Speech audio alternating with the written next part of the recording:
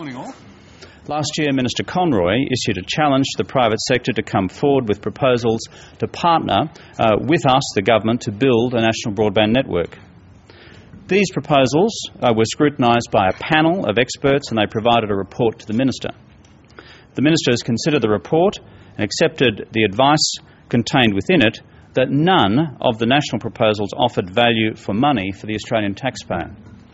The panel noted the rapid deterioration of the global economy had a significant impact on this process. The Minister, therefore, has formally terminated the request for proposals process. What this process has shown is that no company, none of the proponents, and not Telstra, have been willing or able to meet the national broadband network that meets the government's requirements and Australia's long-term national economic interest. So what's the alternative? We can either choose to continue to neglect the future of Australia's future infrastructure needs. We can do nothing, leaving us on the sidelines of the 21st century global economy, or instead we can seize the opportunity.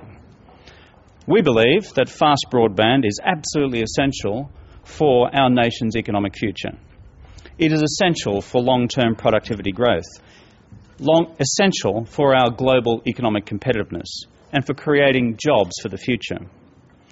That is why I announced today the single largest infrastructure decision in Australia's history.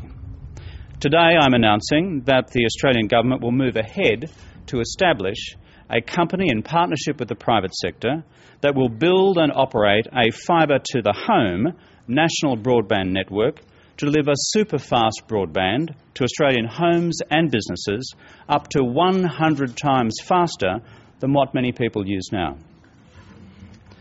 This new super-fast national broadband network is the single largest nation-building infrastructure project in Australia's history. This is a major nation-building project that will support 25,000 jobs every year on average over the life of the project. At its peak, it will support 37,000 jobs. This investment is expected to generate additional economic activity worth some $37 billion over the life of the project, an additional 0.25% of GDP every year for the life of the project.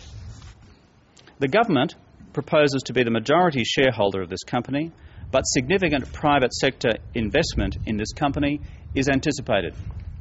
The government will make an initial investment in this company but intends to sell down its interest in the company within 5 years after the network is built and fully operational, consistent with market conditions and national and identity security considerations. This company, jointly owned by the government and the private sector, will invest up to $43 billion over 8 years to build a national high-speed broadband network.